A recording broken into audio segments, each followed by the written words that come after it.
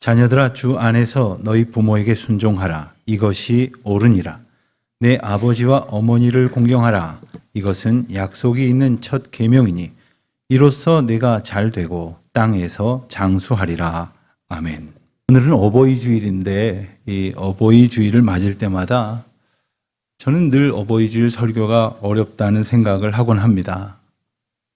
부모님께 순종하십시오, 공경하십시오, 이런 늘 변함없는 주제가 달라지지 않는 것도 부담스럽긴 하지만 그것 때문만은 아닌 것 같고, 가만히 생각을 해보면 제 자신이 겨우 여러분들께 부모님께 잘하십시오, 순종하고 공경하고 효도하십시오, 이렇게 말씀드리자니 저 자신이 그다지 효자로 살지 못했다는 것을 알기 때문입니다. 목회하는 아들, 또 목회하는 사위를 두셨기 때문에 이해한다고, 교회 일이 얼마나 바쁘고 중요하냐고 늘 이해해 주시지만 한편은 그 이해하시는 마음을 오히려 핑계 삼아서 늘 불효자식으로 살았던 모습을 부인할 수가 없습니다. 그러니 어버이 주일 설교를 할 때마다 적지 않은 부담이 그리고 찔림이 있는 것은 엄연한 사실입니다. 결정적인 것은 인터넷으로 생중계되는 우리 교회 예배를 저희 어머님께서 늘 시청하신다는 사실이죠. 전에는 아버님과 함께 항상 본방 사수하시고 그리고 커맨드까지 주곤 하셨는데, 그럴 때면 더 어버이 주일 설교를 하는 것이 부담스럽다는 생각이 있었습니다. 하지만 어버이 주일 설교가 그렇게 늘 어려운 것은 그것 때문만은 아니었던 것 같습니다. 더 분명한 이유를 꼽아보자니 하나님께서 성경 말씀을 통해서 우리에게 가르쳐 주시는 효도와 자녀된 도리가 어떤 것인지를 정확하게 이해하지 못하고 있는 것 같다는 생각을 종종 할 때가 있기 때문입니다. 성경은 부모님을 대하는 자세에 대해서 굉장히 분명하고 엄격하게 말씀을 하십니다. 예를 들면 신명기 21장 18절 이하의 말씀을 보면 어느 마을에 완악하고 패역한 아들을 가진 부모가 말 안 듣고 불순종하고 방탕한 그 아들의 문제를 공동체 안에 내어놓으면 그 성읍에 있는 모든 사람들이 그런 자녀를 함께 돌로 쳐 죽임으로써 그 공동체 안에서 악을 제하라고 그렇게 명령하시는 내용이 나옵니다. 이런 구절은 성경 곳곳에서 더 찾아볼 수가 있습니다. 그런데 언제부턴가 이런 말씀을 볼 때마다 너무너무 무섭다. 살아남을 사람 몇 명 없겠네. 안 그래도 효도하면서 살고 싶은 마음도 한켠에 있는데 왜 이렇게까지 엄하게 말씀하셨을까? 효도하려는 마음까지 사그라드는 것 같은 이 은근한 반항심도 생겼던 것 같습니다. 과연 하나님께서 우리에게 일러주시는 부모님을 대하는 신앙적 자세는 어떤 것일까? 또 하나님을 알지 못하는 세상 사람들과 구별되는 바른 신앙인의 효의 삶은 어떤 것일까 생각해 보지 않을 수 없는 것입니다. 오늘 이 본문, 유명한 본문이죠. 어버이 주일이 되면 한 번쯤 항상 묵상하게 되는 이 본문에는 순종하라, 공경하라 이런 명령이 나옵니다만 어느 정도 그 내용이 짐작이 되는 그런 명령을 살펴보기 전에 그 본문 이어서 나오는 약속 있는 첫 계명이다라고 말씀하신 그 의미가 무엇인지를 좀 살펴볼 수 있기를 원합니다. 도대체 그 약속은 어떤 약속을 말하는 것이고, 그리고 첫 계명이라고 그러셨는데 이건 또 어떤 의미일까? 첫 계명이라 그러면 하나님께서 주신 모든 계명 중에 제일 먼저 등장한다는 말인가? 우리는 이 말씀을 살펴보면서 첫째라고 언급된 단어가 갖는 의미를 좀 볼 필요가 있겠습니다. 첫째라고 번역된 원어는 프로토스라고 하는 헬라어인데 이 말이 전하는 뜻은 최고의 것, 최상의 것이라는 의미입니다. 성경에 이 단어가 사용된 아주 유명한 구절이 있습니다. 한 번은 예수님께 바리새인들과 서기관들이 찾아와서 예수님을 곤경에 빠뜨릴 목적으로 질문을 했습니다. 선생님이요, 성경에 많은 율법이 나오는데 그 계명들 중에서 어떤 계명이 가장 중요합니까? 만약에 예수님께서 어떤 계명이라고 대답을 하시면 그러면 거기에 꼽히지 아니한 다른 계명들을 들어서 그럼 이건 중요하지 않다는 말입니까? 이렇게 예수님을 몰아붙이려는 그러한 의도였던 것입니다. 그때 예수님께서 유명한 대답을 주셨죠. 마태복음 22장 37절로 39절을 보면 이렇게 말씀하셨습니다. 주 너의 하나님을 사랑하라. 이것이 크고 첫째 되는 계명이요. 또한 내 이웃을 내 자신과 같이 사랑하라. 이렇게 말씀을 하셨습니다. 그때에 예수님께서 첫째 되는 계명이라 하셨던 첫째라는 표현에 사용됐던 단어가 오늘 본문에 나오는 첫 계명이라 할 때 사용됐던 프로토스라는 같은 단어입니다. 이 말은 예수님께서 가장 중요한 계명, 첫째 되는 계명은 하나님을 사랑하는 것이고 그리고 그와 같은 의미로 이웃을 사랑하는 것이라고 하셨음을 감안했을 때 부모님을 공경하고 부모님께 순종하는 그 계명의 엄중함은 하나님을 사랑하는 것과 비교했을 때 못지않다. 그만큼 중요하다는 말씀을 우리에게 분명히 주시는 것입니다.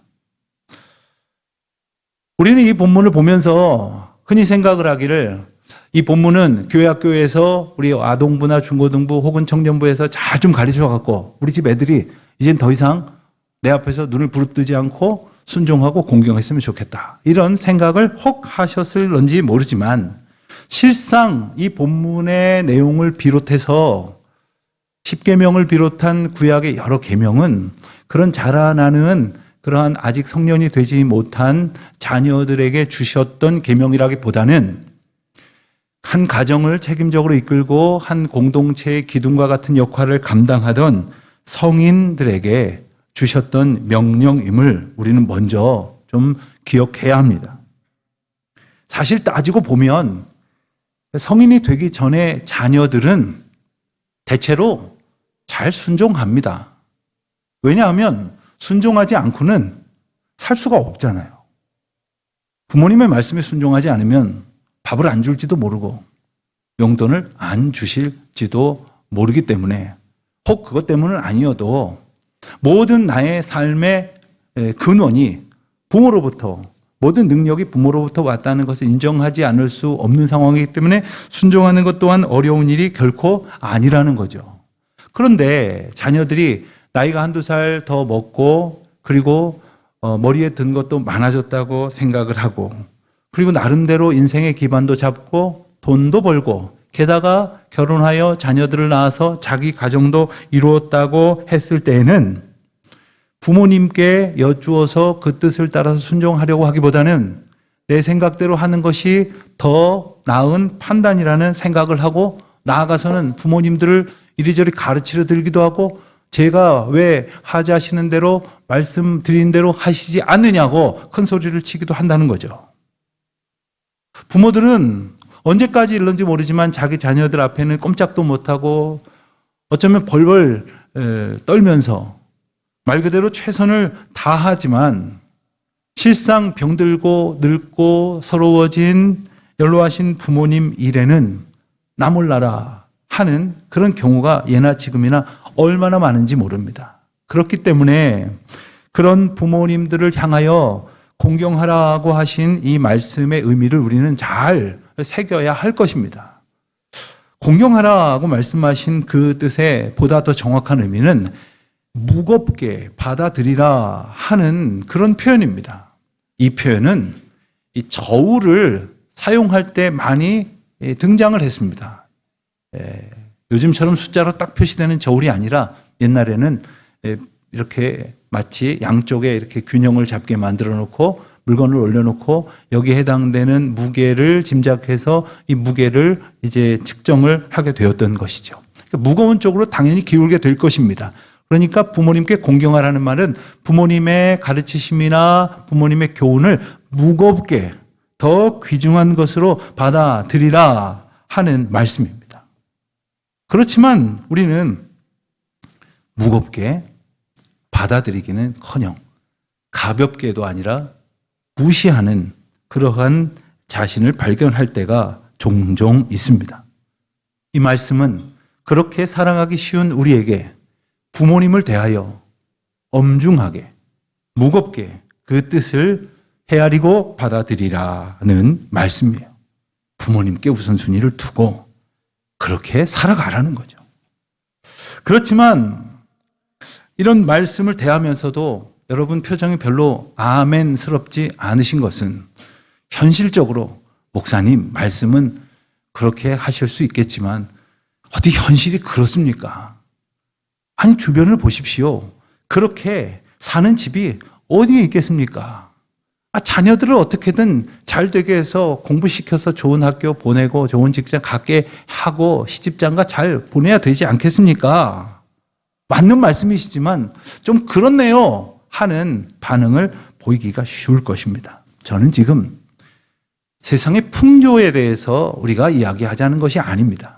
다른 사람들은 어떻게 생각하고 행동하는지에 대해서 논하자는 것이 아닙니다.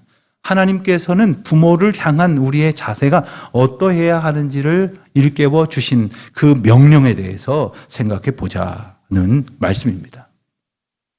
오늘 두 가지 명령이 등장을 하는데 그중에 1절에 나오는 순종하라 하는 명령은 비교적 따르기가 어렵지 않습니다.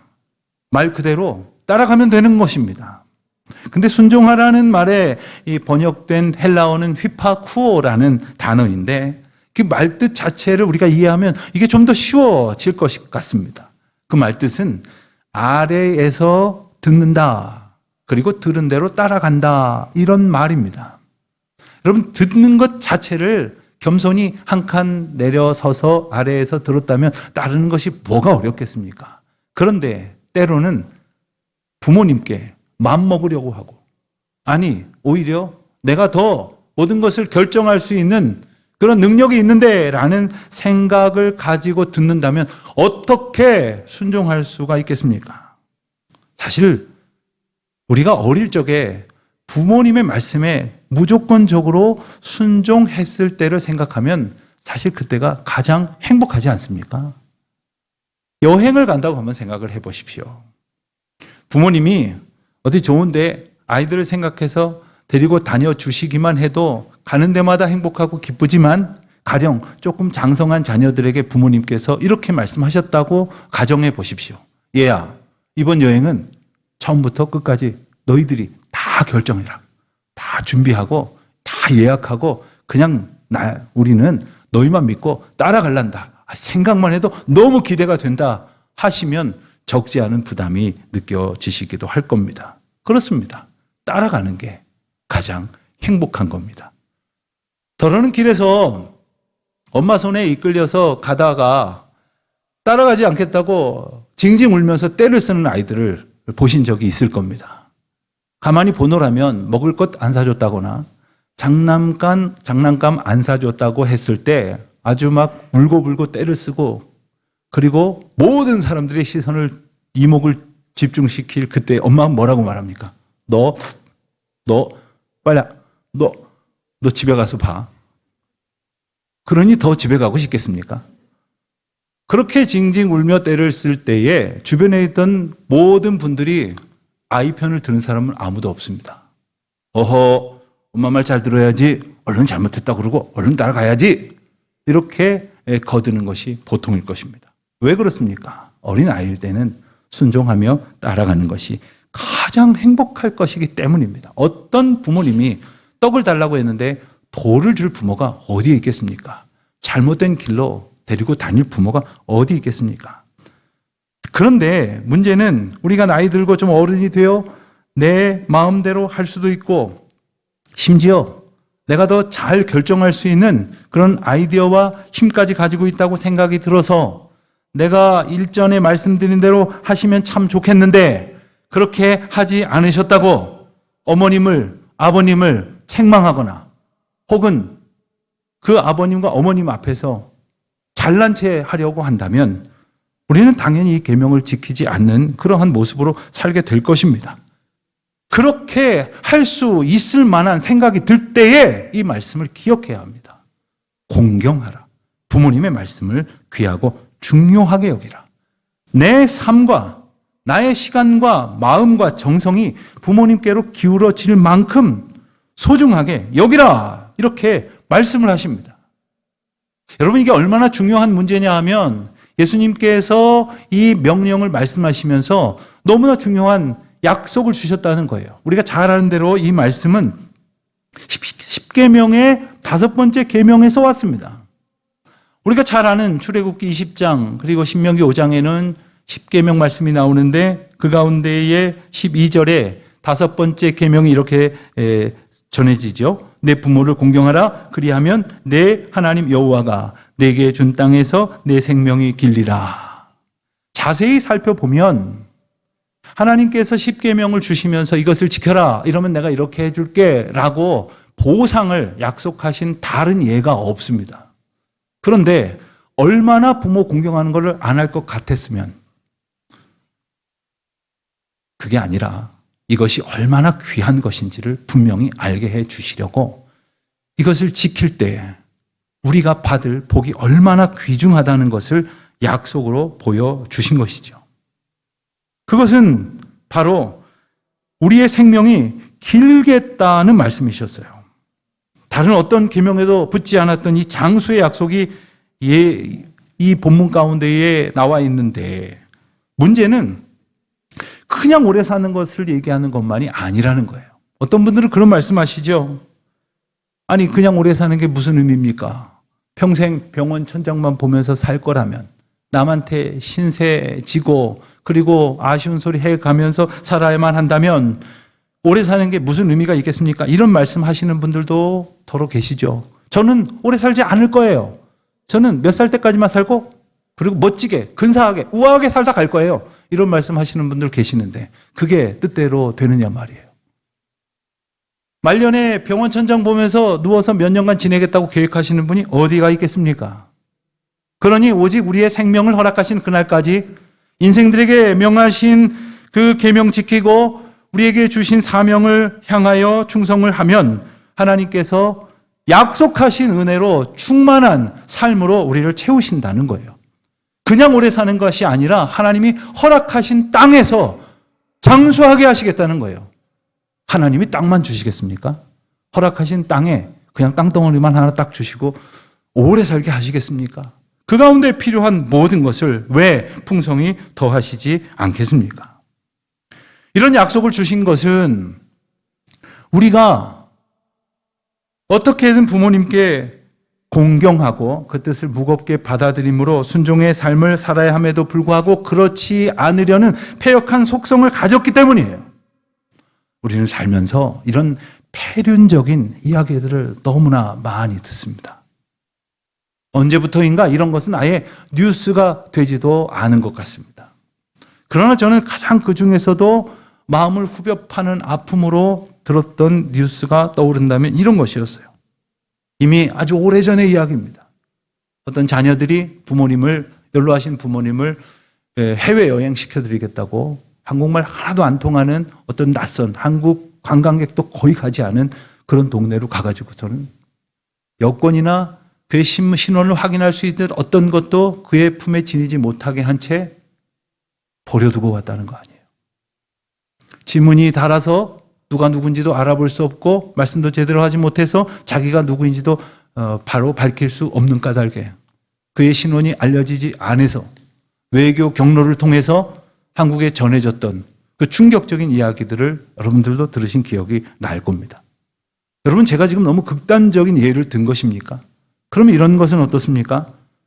작년에 발표된 1922년 정부 통계에 따르면 노인 학대 신고 건수가 신고된 것만 1년에 19,552건이라고 합니다. 신고되지 않은 것은 또 얼마나 많겠습니까? 그런데 그 가운데에서 86.2%는 가정 안에서 이루어진 학대였다고 하는 거죠. 요즘은 돌보러 오시는 분들에 의한 학대가 좀 점차 늘어나기 때문에 줄어들었다고 말할 수 있을지 모르지만 여전히 80% 웃도는 퍼센테이지는 바로 가족들에게서 학대를 받은 케이스입니다. 안타까운 것은 그리고 놀라운 것은 배우자에 의해서 학대를 받았다고 신고된 건수가 급증하고 있다는 거예요. 배우자를 조심하십시오. 그러나 저는 바꿔서 말씀드리고 싶습니다. 배우자를 힘써 존중하십시오. 이 세대가 그렇게 악하게 흘러가기 때문입니다. 하지만 여전히 3분의 2가 넘는 퍼센테이지는 자녀, 손들에게 학대를 당했다는 경우가 아닙니까? 여러분 한번 생각해 보세요. 지난 주일날 여기 올라와서 예쁘게 찬양했던 우리 유아 유치부나 아동부 어린이들이 할아버지 할머니를 학대하겠습니까? 다 큰 자녀들이 자기의 부모님을 학대함으로 견디다 못해서 신고할 수밖에 없는 건수가 1년에 이렇게 많다니, 이것이 우리가 살아가는 세상이고 과연 우리는 그곳에서 얼마나 구별된 삶을 하나님 앞에 살아가고 있는지를 분명히 깨달아야 할 것입니다. 성경은 이러한 문제에 대해서 매우 엄중한 그 처벌을 요구합니다. 부모를 저주하는 자들 반드시 죽이라고 이렇게 명령을 하십니다. 그리고 부모를 멸시하거나 업신여겼을 때, 조롱하고 불순종했을 때 공동체에서 끊어내고 그리고 반드시 죽이라고 엄히 규정을 하고 있어요. 그러나 여러분, 이것은 그런 엄한 형벌의 이야기만이 아닙니다. 하나님께서는 부모를 사랑하고 공경하고 그 부모의 사랑 가운데 자라는 가정에게 주실 더 비교할 수도 없을 만큼 엄청난 축복을 주셨습니다. 신명기 6장 1절로 3절 말씀에 그 약속이 이렇게 기록되어 있습니다.